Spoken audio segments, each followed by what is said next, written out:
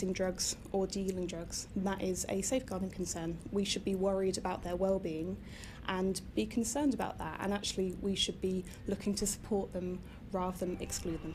Kids at this East London Prus say drugs and weapons are part of mainstream school life. When you walk into mainstream school, you can have a weapon on you, you can have drugs on you.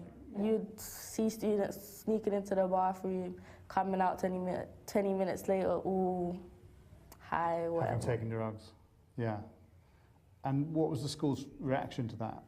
The teachers are oblivious to the fact that it's going on.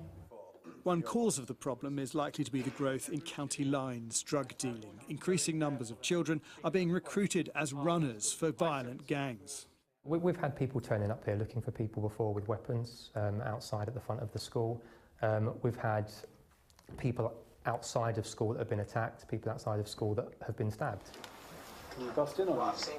But don't think this is just a London problem. In Grove Academy in North Yorkshire, they're watching a film about London gangs, but it reflects their lives.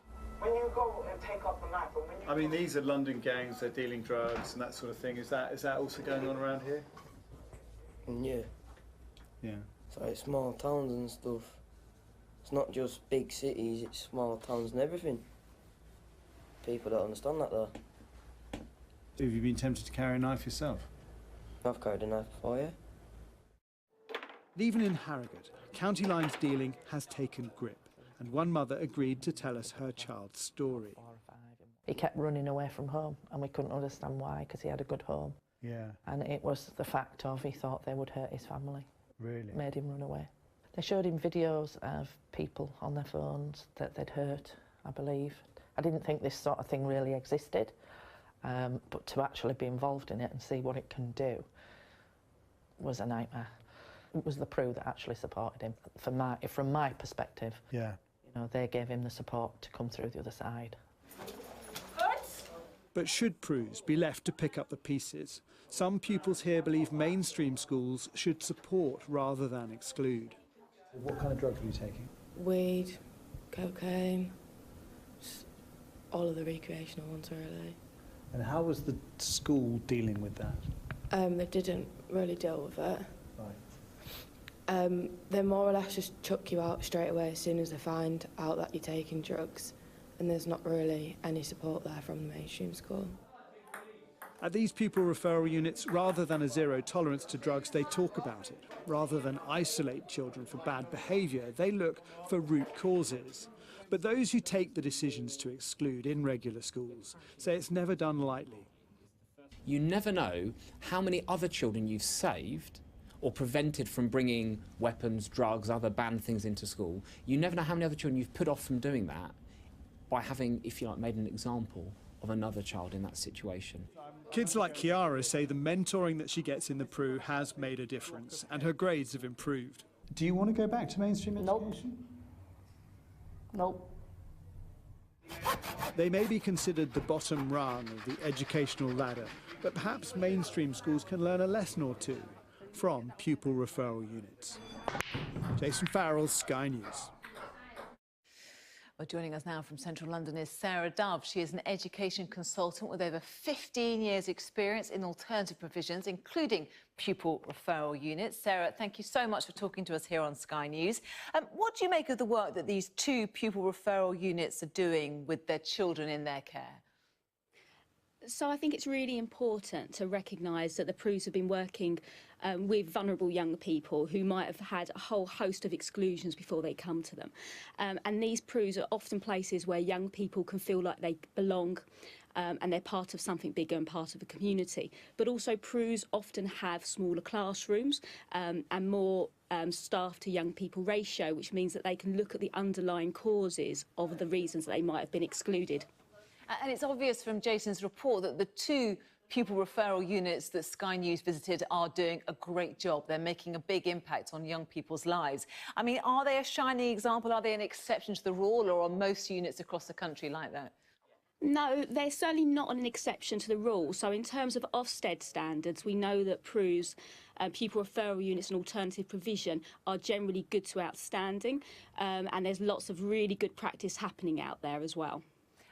Which is great to see, but if we have a look at the numbers, I mean, how worried are you by the fact that because of drugs and alcohol abuse, up over 60% increase in the number of children are being referred to these units in the first place? It's a really important question, and I think it goes back to one of the reports that you were quoting, is that we need to have a deeper understanding about why these young people are using drugs.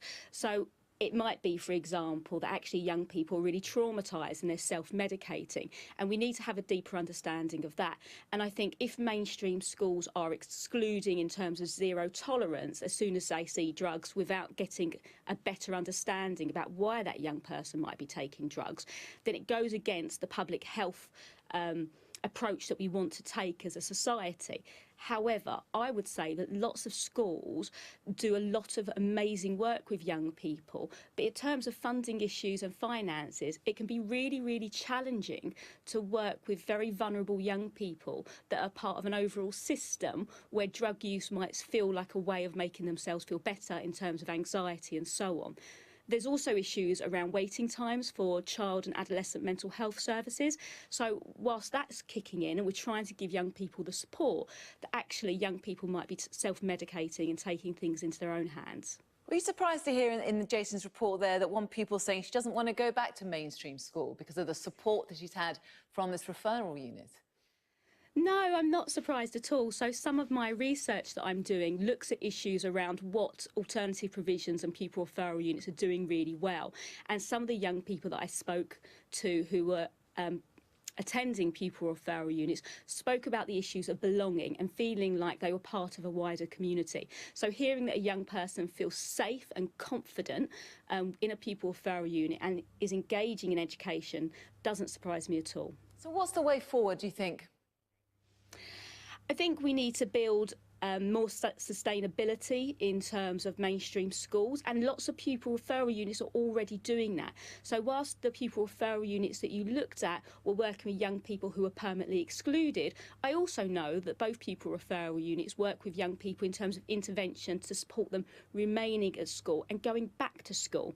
I do think we need a public health approach. I think that's really important. I think we need to question about why we're only looking at 30% of children with a need getting support from CAMS, which means that 70% of children with mental health difficulties aren't getting support. And I think it's the classic, we need a multi-system, multidisciplinary approach to really look after these children and support them in returning to schools when they can.